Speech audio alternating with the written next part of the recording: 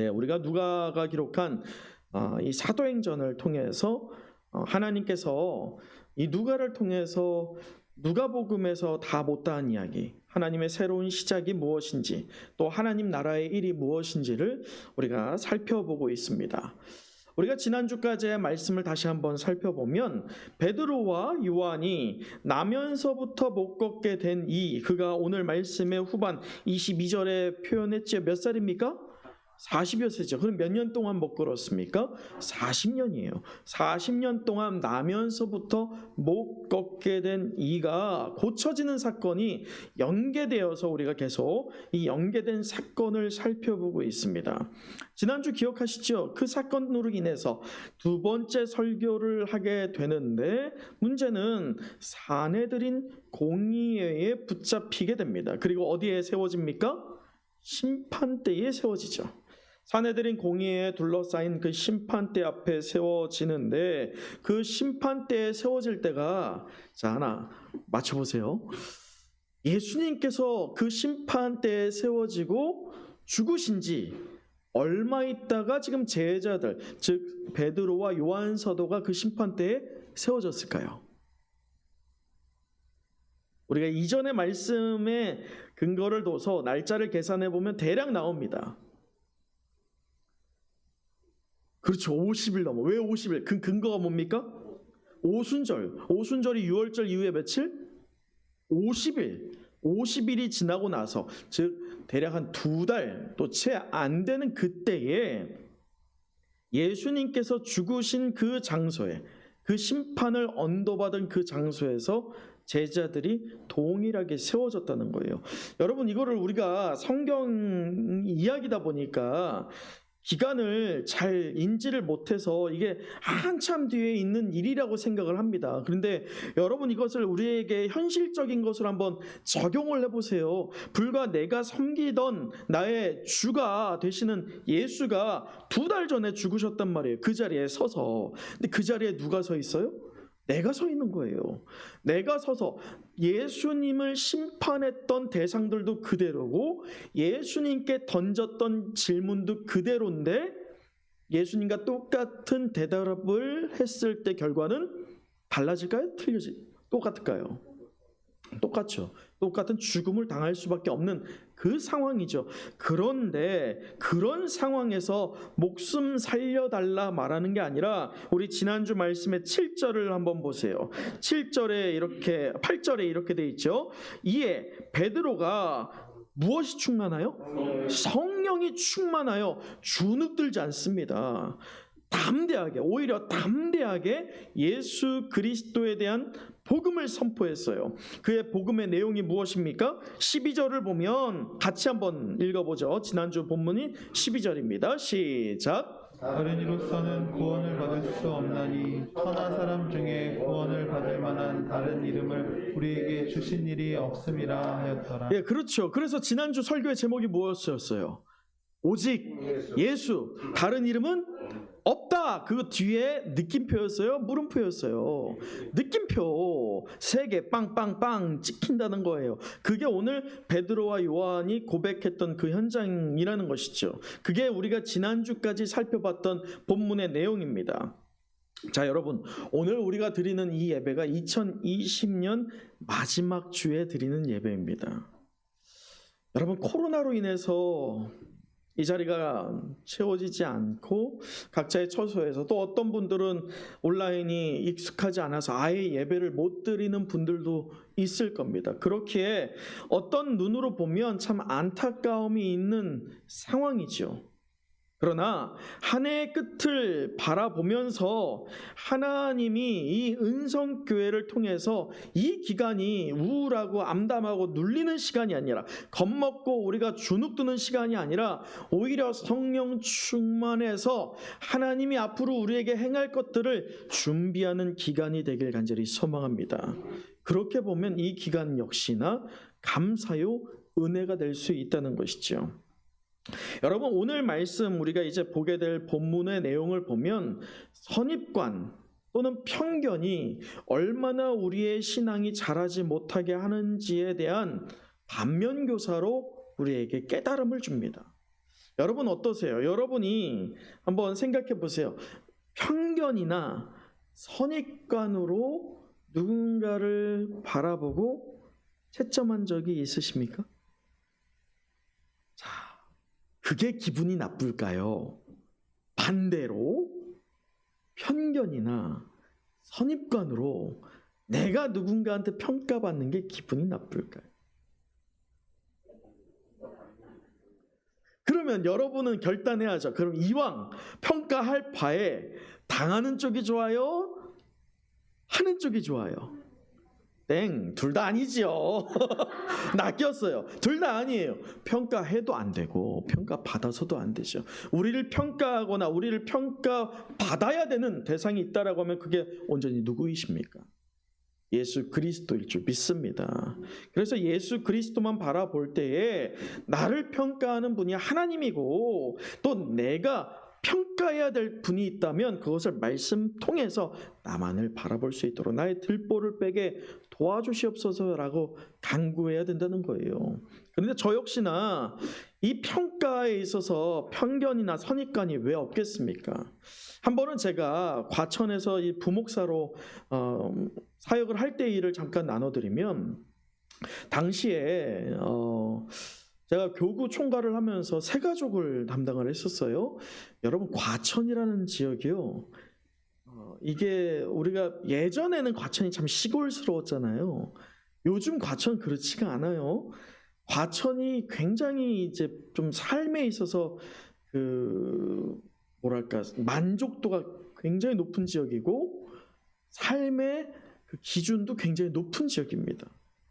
당연히 그 교회 다니는 성도들의 삶의 질은 높았을까요? 낮았을까요?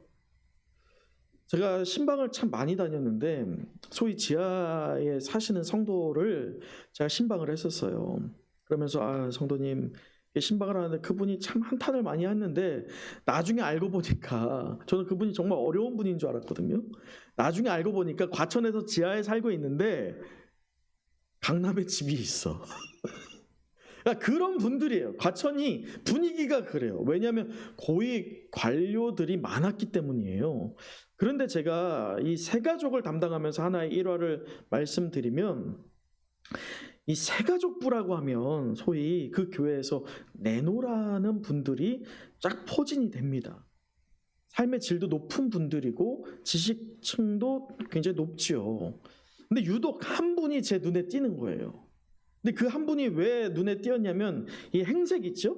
보여지는 행색도 그냥 수수했어요. 다른 분들은 화려했다라고 한다면 그분은 굉장히 수수했어요. 근데 그것까지는 문제되지 않죠. 뭐가 문제였냐면 말이 어눌한 거예요. 이게 또박또박 말해야 되는데 왜 흘려 말하면서 뭉개지는 말이 있잖아요. 그래서 말이 분명하지가 않아요. 또 문제는 행동도 이렇게 또렷한 뭔가 행동이 돼야 되는데 행동도 뭔가 선명하지가 않아요.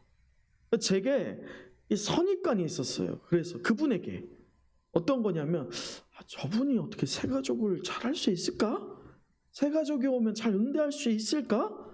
그런 의구심 또는 의심이 제 안에 들기 시작했죠. 그러다가 그게 사역 초반이었는데요. 새가족을 응대하면서 그분이 복음을 전하는 이야기를 제가 옆에서 들었어요. 그러니까 제가 교육하는 시간 말고 이 새가족부들은 따로 차를 마시면서 응대를 하거든요. 근데 응대하면서 제가 복음을 전하는 시간 말고 그분이 따로 관계로 하나님이 누구인지를 본인의 간증을 통해서 증거를 하는데 저는 그것을 의심했잖아요. 그러니까 얼마나 하겠어 하고선 딴짓을 하면서 제가 어떻게 하고 있었을까요? 듣고 있었어요. 얼마나 하나 들어는 보자 하고선 그렇게 평가하고 있었어요. 제가 정말 깜짝 놀랐어요. 왜냐면 그분이 소위 과천에서는 레전드라고 하는 분이에요. 레전드.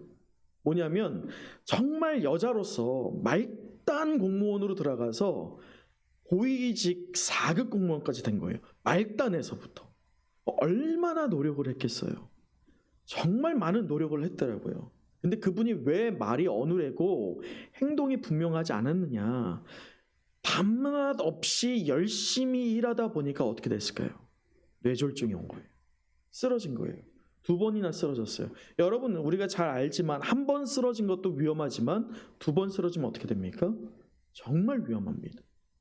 2번째 쓰러지고 죽을 위험까지 갔는데 그분이 그 사경을 헤매는 과정에서 누구를 만났을까요?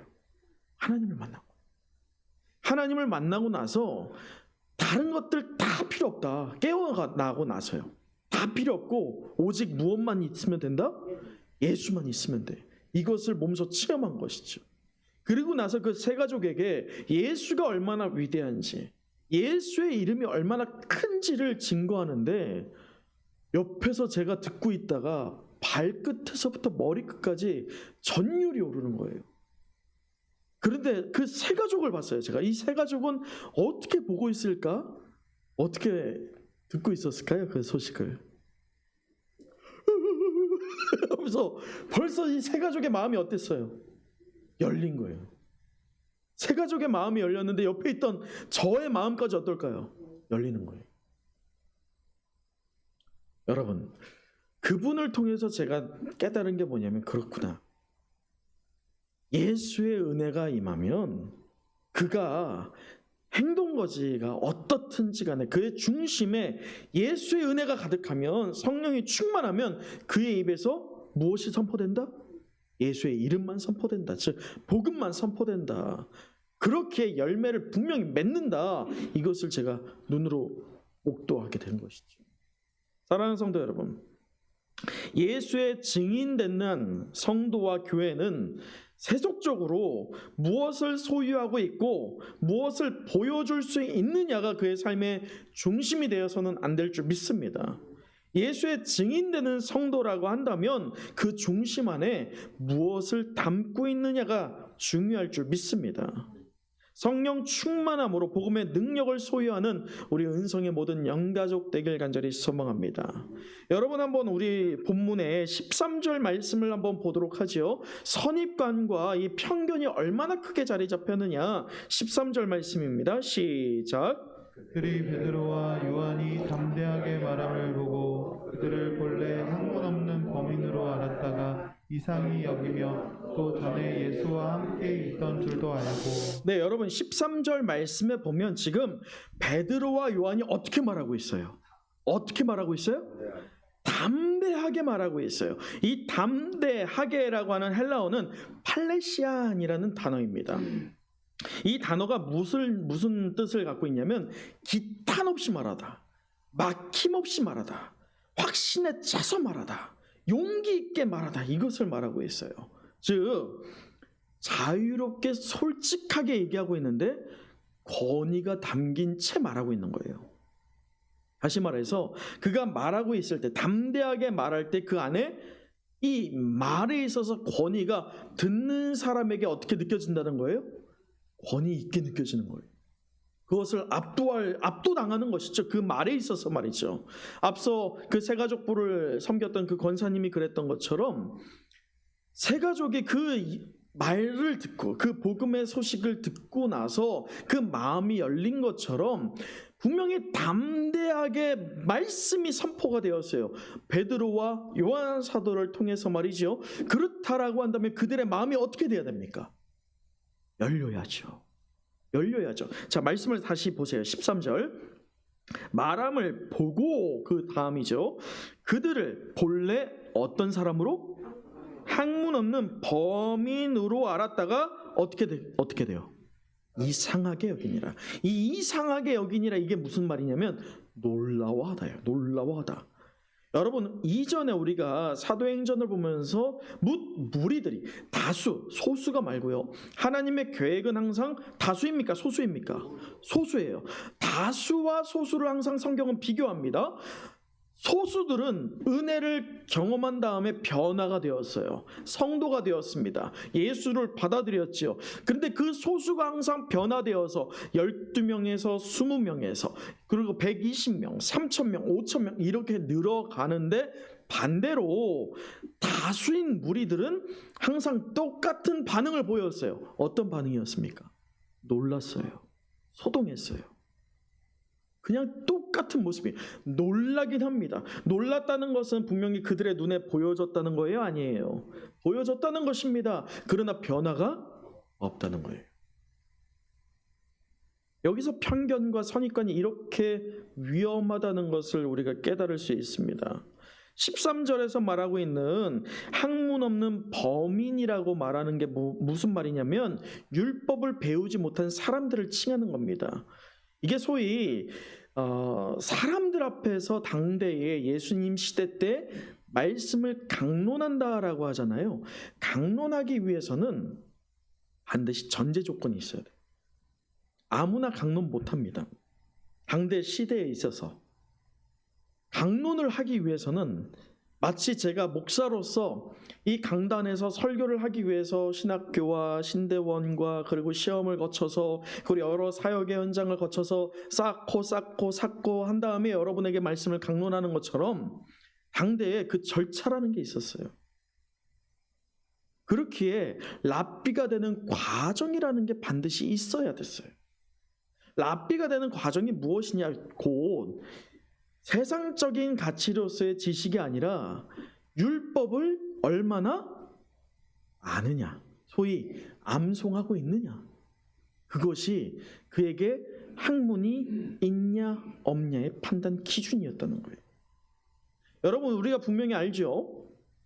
베드로와 요한이 예수님께 부름받을 때에 그들은 어떤 사람들이었습니까? 어부들이었어요. 학문 없는 범인들이었습니다. 여기서 범인이 뭐냐면 무식쟁이 또는 촌놈 이렇게 해석할 수도 있어요. 유대 종교 지도자들이 무시할 수밖에 없는 사람들입니다. 그런데 여러분 이거 알죠?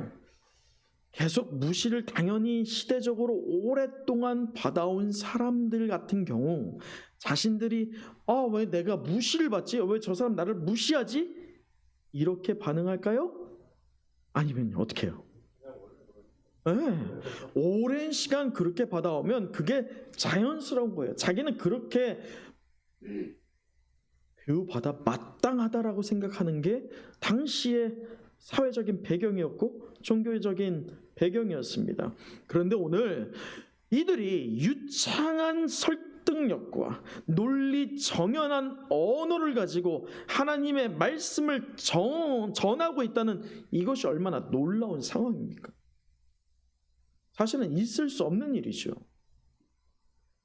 14절까지 보도록 하지요. 또 병 나은 사람이 그들과 함께 서 있는 것을 보고 그 뒤에 뭐라고 합니까? 비난할 말이 없다. 40년 동안 못 걷게 된 그 사람이 걸었다는 그 증거가 눈앞에 같이 있어요. 그러니까 비난할 말이 없다라고 합니다. 여러분, 우리가 여기에서 깨달을 수 있는 영적 원리가 하나가 있습니다.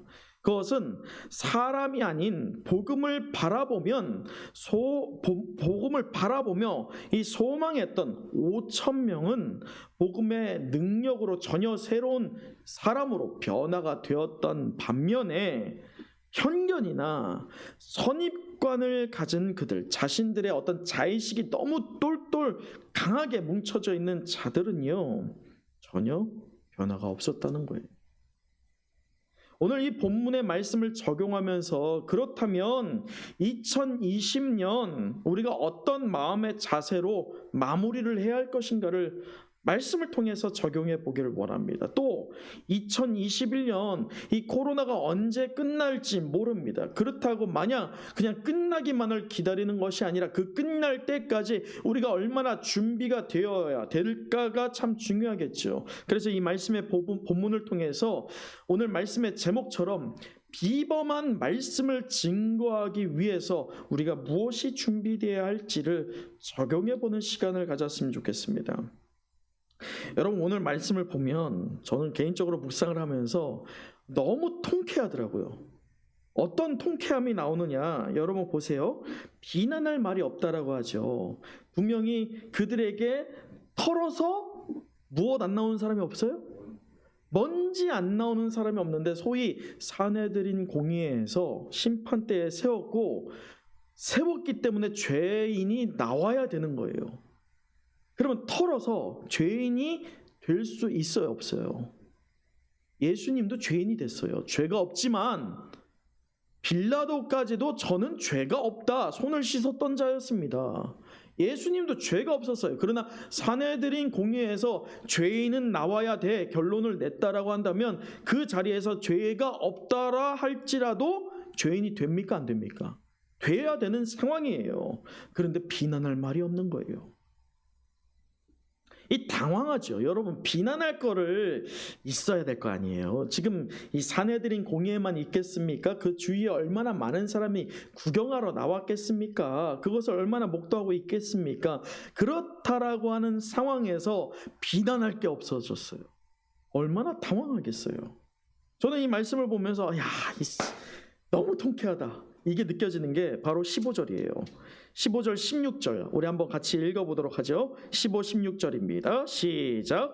평하여 공회에서 나가라 하고 서로 의논하여 이르되 이 사람들을 어떻게 할까? 그들로 말미암아 유명한 표정 나타나는 것이 예루살렘에 사는 모든 사람에게 알려졌으니 우리도 부인할 수 없는지라. 여러분, 이 지금 비난할 게, 책잡을 게 하나도 없으니까 지금 심판대에 세웠는데 심판대에 계속 세울 수 없으니 이 산헤드린 공회가 할 수 있는 게 너 우선 나가.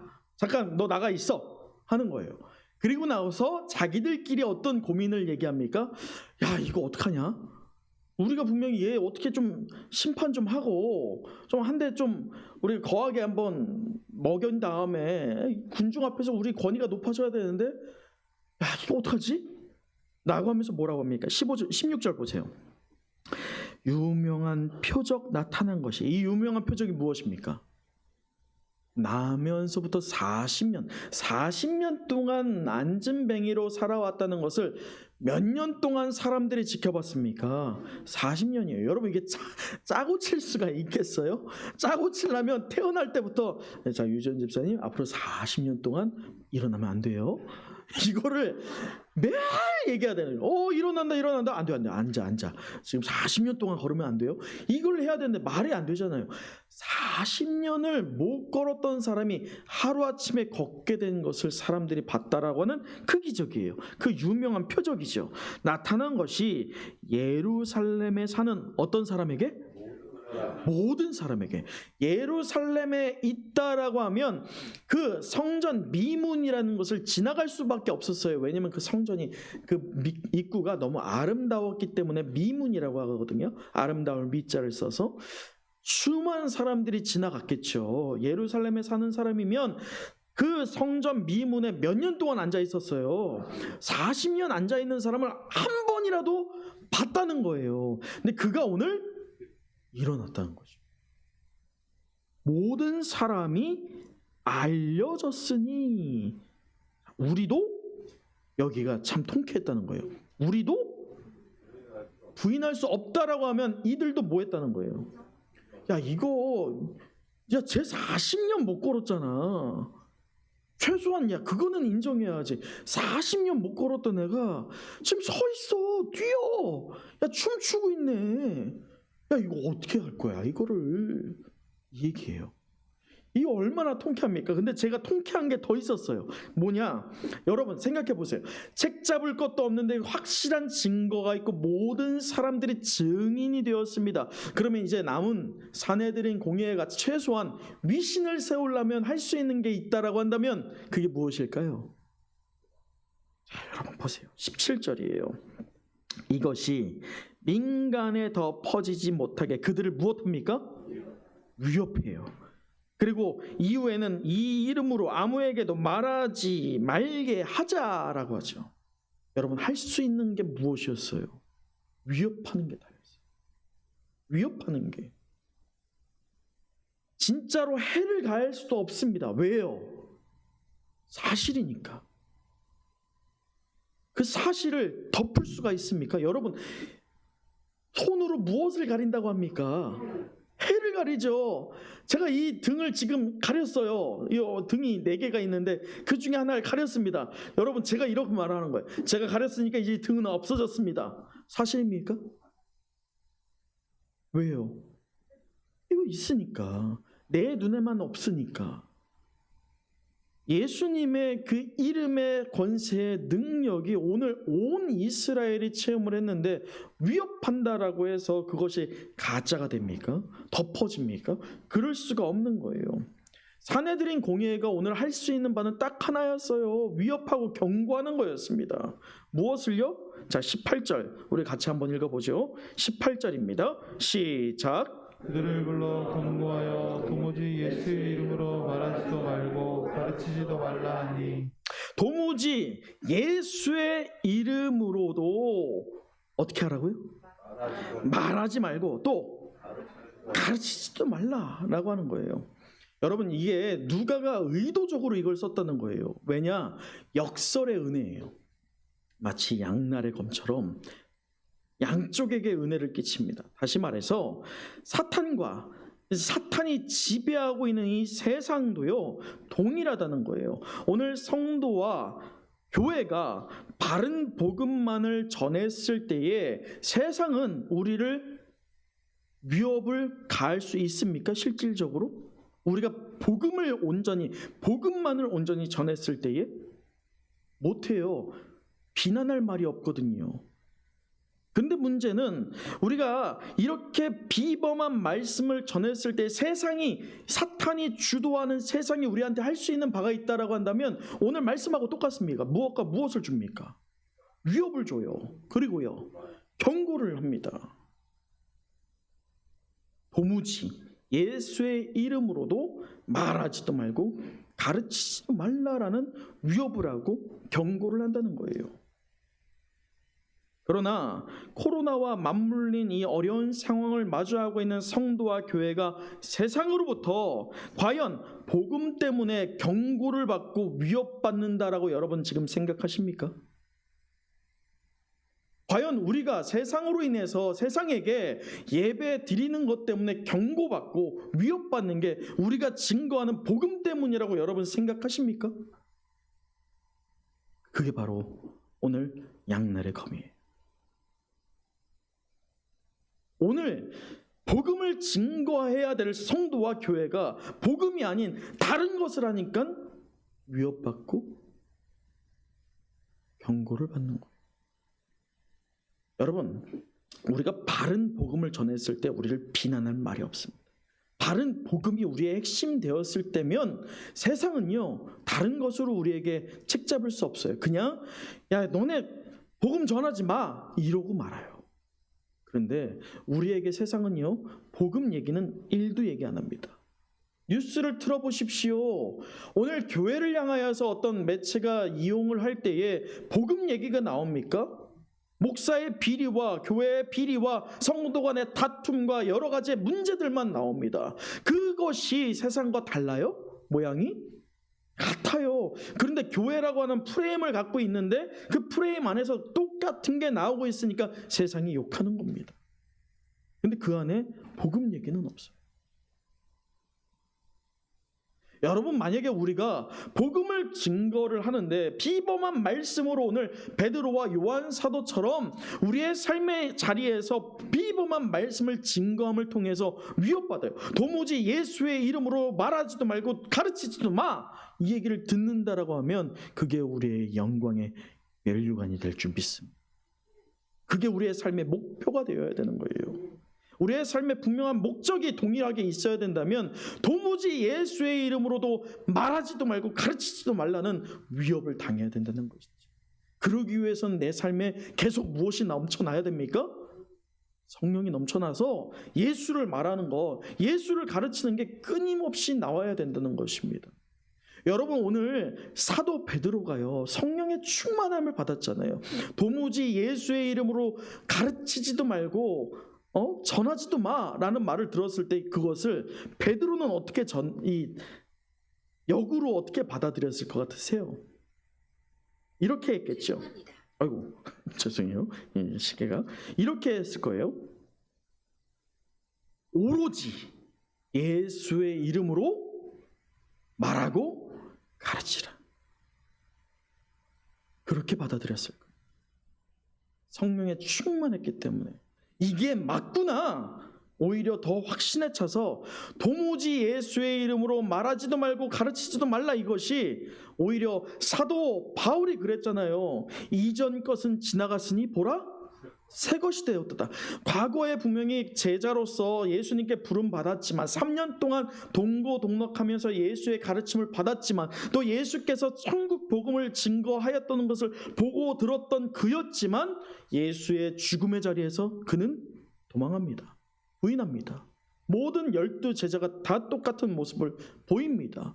그러나 성령의 충만함을 받아서 이전 것은 다 지나갔으니 보라 새 것이 되었도다라고 하는 그 새 것을 경험하게 된 이 베드로는 도무지 예수의 이름으로도 가르치지도 말고 전하지 말라, 그것을 오로지 예수의 이름으로 가르치고 전해야 되는구나, 이렇게 받아들였다는 것이죠. 사랑하는 성도 여러분, 우리 19절에서 20절 말씀 같이 또 읽어보도록 하죠. 19에서 20절 말씀입니다. 시작. 베드로와 요한이 대답하여 이르되 하나님 앞에서 너희의 말을 듣는 것이 하나님의 말씀을 듣는 것보다 옳은가 판단하라. 우리는 보고 들은 것을 말하지 아니할 수 없다. 여러분, 19절과 20절 말씀 보면 우리 은혜와 성령이 함께하는 은성교회의 모든 영가족들이 하나님 앞에 살고 주는 예배자가 되어야 할 줄 믿습니다. 누구 앞에요? 하나님 앞에요. 여러분 19절 보세요. 하나님 앞에서라고 합니다. 하나님 앞에서. 이 하나님 앞에서가 이 예배당에 나와서 예배를 드릴 때만을 포함합니까? 아니에요. 우리의 전 인생을 다 망라해서를 말합니다. 하나님과 내가 어디에 있든지 내가 하나님 앞에 서 있습니다라는 것을 고백하는 성도의 삶의 자세를 오늘 베드로가 말하고 있습니다.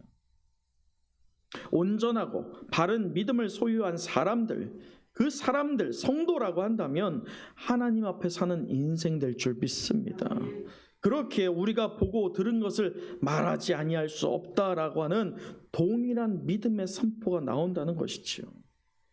하나님의 눈길에서 벗어난 존재는 하나님의 백성이 아님을 깨달으십시오. 하나님의 보호하심이 주야로 우리와 동행하실 줄 믿습니다.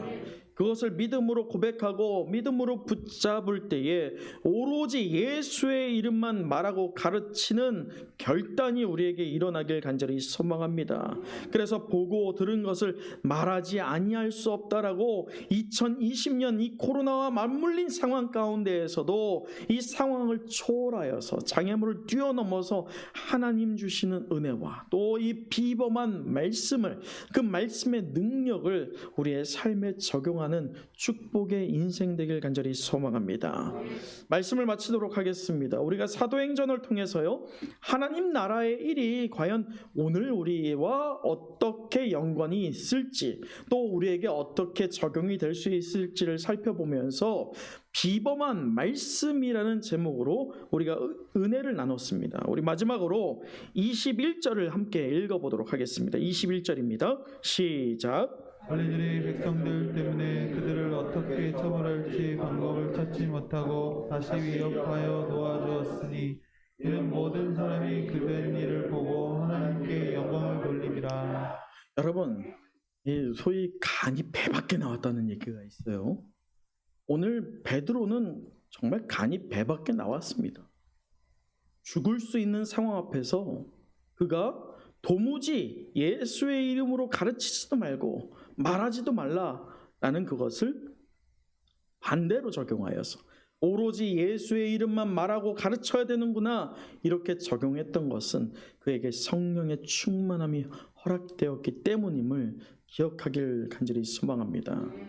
그런데 이들이 제자로 부름받아서 그렇게 변화되는 그 과정, 그래서 오늘 담대히 예수의 증인으로서 오직 예수, 다른 이름은 없다라는 이 비범한 말씀을 선포하는 베드로와 요한을 통해서요, 끝내 누가 영광을 받고 있습니까? 말씀을 보세요. 말씀에 다시 한번 제가 읽어드리면 이렇습니다. 21절, 관리들이 백성들 때문에 그들을 어떻게 처벌할지 방법을 찾지 못해요. 이게 너무 통쾌한 거예요.